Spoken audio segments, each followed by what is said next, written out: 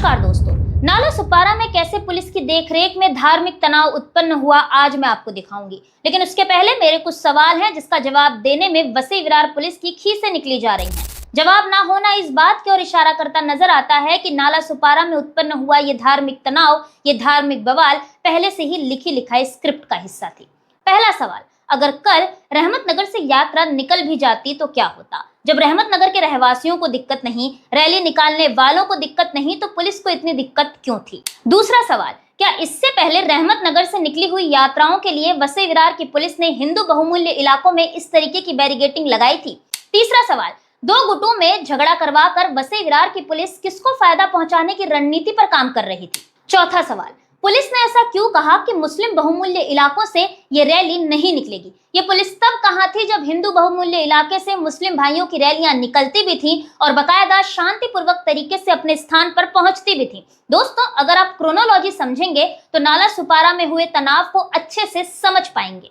आप क्रोनोलॉजी समझ लीजिए। दोस्तों, आज के 2 साल पहले जिस नाला सुपारा वसई विरार में किसी भी प्रकार का धार्मिक तनाव देखने या सुनने नहीं मिलता था, अब उसी नाला सुपारा वसई विरार में अचानक से ऐसी घटनाएं सुनाई पड़ने लगी हैं। लोगों का पाकिस्तानी प्रेम जागने लगा है, हिंदू लड़की टारगेट होने लगी है, जिहाद जैसे शब्द सुनाई पड़ने लगे हैं। इतना ही नहीं, अचानक से हिंदुत्व खतरे में आ गया है और रैलियों के चलते कानून व्यवस्था बिगड़ने का डर सताने लगा है। अब दोस्तों, सवाल ये कि क्या आज से 2 साल पहले रहमतनगर नहीं था या फिर रामनवमी पर यात्रा नहीं निकलती थी? क्या आज से 2 साल पहले तक वसई विरार की पुलिस को कानून व्यवस्था बिगड़ने का डर नहीं था, या फिर कल जानबूझकर कानून व्यवस्था बिगाड़ना ही पुलिस का एकमात्र उद्देश्य था? नाला सुपारा की पुलिस रैली रोककर बैरिकेडिंग्स लगाकर क्या दोनों गुटों को प्रवोक करने की कोशिश नहीं कर रही थी? दोस्तों, यहाँ पर सवाल बहुत सारे हैं, लेकिन इसका जवाब पुलिस नहीं देगी। इसका जवाब आपको खुद सोचना है कि अगर नाला सुपारा वसई विरार में धार्मिक तनाव उत्पन्न होता है तो इसका सीधा फायदा किसे होने वाला है?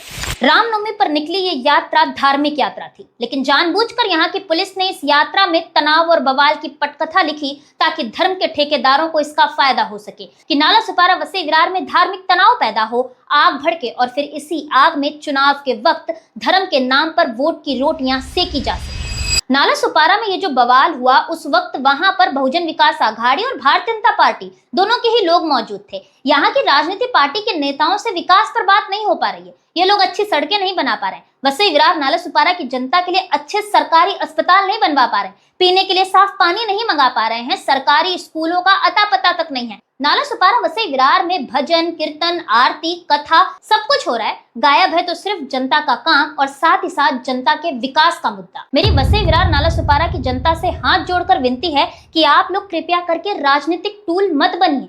क्या आपने कभी किसी सांसद, विधायक या पार्षद के बेटे को इस तरीके से यात्रा या रैलियों में लाठी खाते या इस तरीके से दबते हुए देखा है? बहरहाल दोस्तों, आज की इस वीडियो में इतना ही। मैं शिवानी दुबे फिर मिलूंगी आपसे अगली खबर में। तब तक देखते रहें मिरर ऑफ ट्रूथ, क्योंकि हम दिखाते हैं सच का आईना। ऐसी ही और खबरें देखने के लिए बने रहे हमारे साथ और सब्सक्राइब करें मिरर ऑफ ट्रूथ। वीडियो पसंद आने पर लाइक, कमेंट, शेयर जरूर करें।